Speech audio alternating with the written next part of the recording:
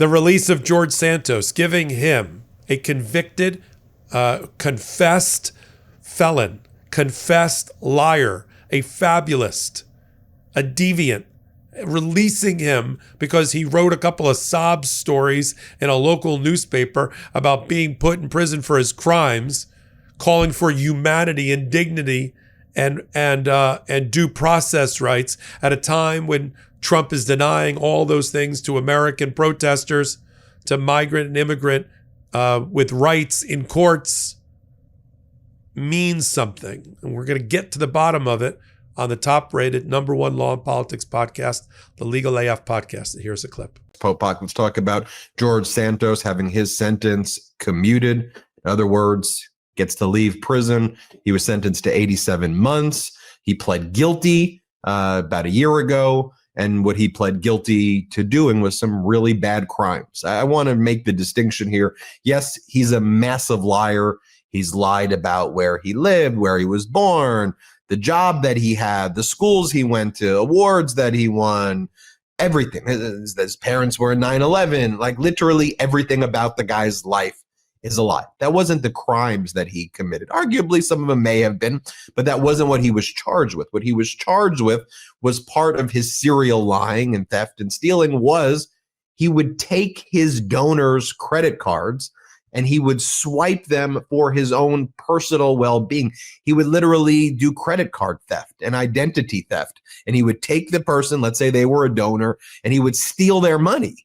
And then he would buy himself outfits and pay his rent. And he made a living off of literally robbing people.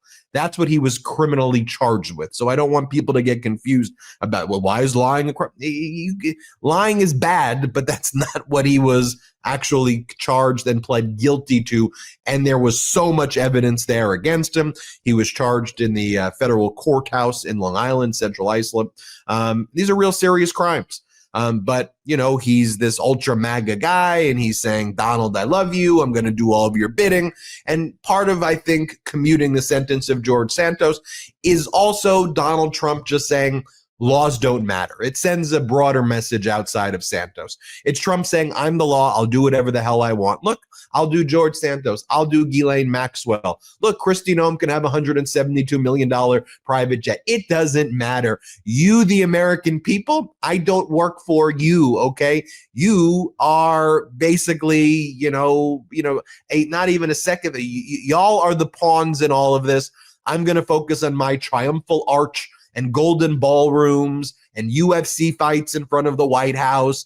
And I don't care about you. I don't care about the legal system. I'm going to do things that show my level of disdain for the DOJ will be shown as, look what I just did for George Santos. Look what I did for the January 6th insurrectionists.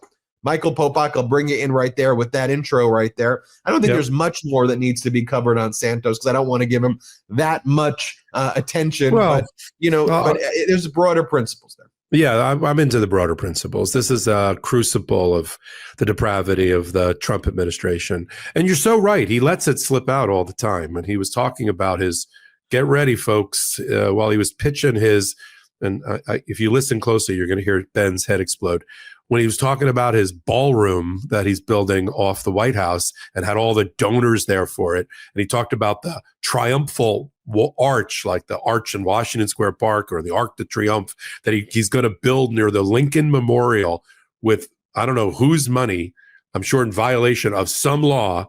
He said, when they said at the end, because the architect for the triumphal arch said, this is a testament to all people and to unity and to justice, because he understands as an architect, its placement would be so close to the Lincoln Memorial. And they said, a reporter asked the question about that, about what the designer of the arch and what his comments were. And he said, Trump said, no, it's for me. He just says out loud, and we can't fault him for saying out loud, as you said in the past, exactly what he's going to do at any given moment, and then does it.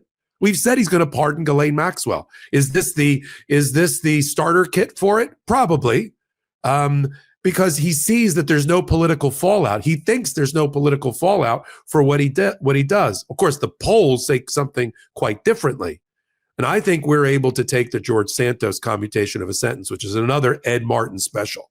Ed Martin, the director of weaponization for the Department of Justice, who's leading the charge against Letitia James, who we'll update later, who's really the shadow attorney general. He's the henchman in the trench coat who's doing all of Donald Trump's bidding. You want a political enemy gone after, boss?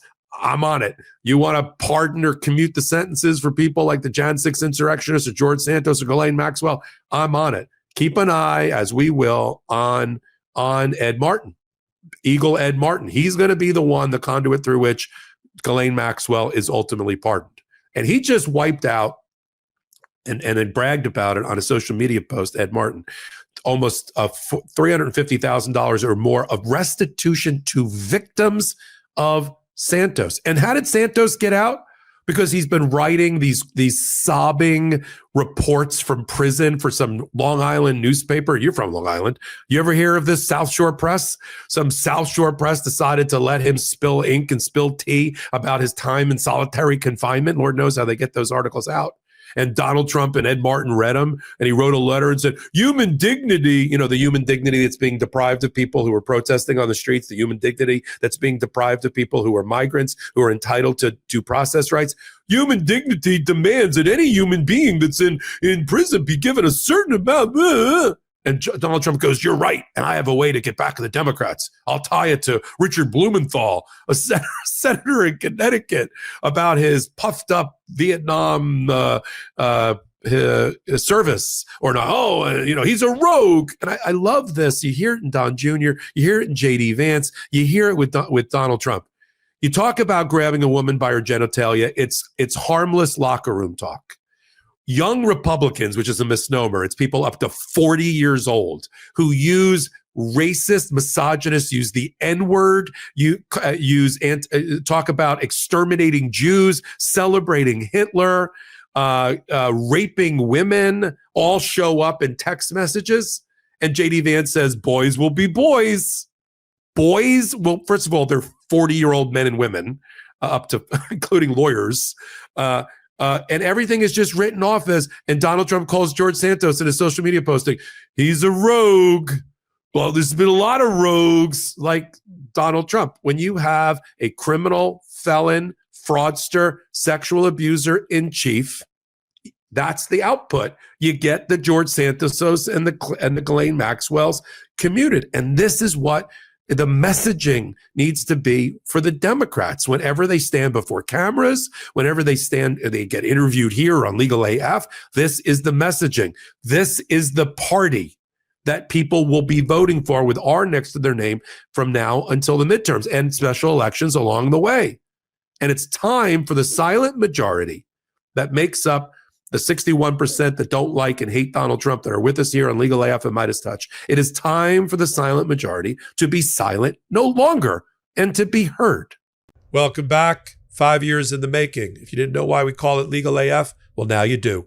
We sit at the intersection of law and politics on Wednesdays and Saturdays at 8 p.m. Eastern time. You can pick us up on YouTube from Meidas. You can pick us up on the podcast platforms like Spotify and Apple. Leave a 5-star review. This is the way people say, how can we protect? How can we defend Legal AF? We love this community. This is the way you do it. Come over to Legal AF YouTube, hit the free subscribe button. Go over to Legal AF Substack, and for $6.77 a month, what a unique, arbitrary number. You can become a paid member, a card-carrying member of the Legal AF community and keep us on the air. So until my next report, I'm Michael Popak. I'm Michael Popak, and I got some big news for our audience. Most of you know me as the co-founder of MeidasTouch's Legal AF and the Legal AF YouTube channel, or as a 35-year national trial lawyer. Now, building on what we started together on Legal AF, I've launched a new law firm, the Popak Firm, dedicated to obtaining justice through compassionate and zealous legal representation. At the Popak Firm, we are focused on obtaining justice for those who have been injured or damaged by a life-altering event, by securing the highest dollar recoveries. I've been tirelessly fighting for justice for the last 35 years, so my own law firm organically building on my Legal AF work just feels right. And I've handpicked a team of top-tier trial fighters and settlement experts throughout all 50 states known as big auto injury attorneys who have the know-how to beat heartless insurance companies, corporations, government entities, and their attorneys. Big Auto's attorneys working with my firm are rock stars in their respective states and collectively responsible for billions of dollars in recoveries. So if you or a loved one have been on the wrong side of a catastrophic auto, motor vehicle, rideshare, or truck accident, suffered a personal injury, or been the victim of medical malpractice, employment harassment or discrimination, or suffered a violation of your civil and constitutional rights, then contact the Popok firm today at 1-877-POPOK-AF or by visiting my website at www.thepopokfirm.com and fill out a free case evaluation form. And if we determine that you have a case and you sign with us, we don't get paid unless you do. The Popok firm, fighting for your justice every step of the way.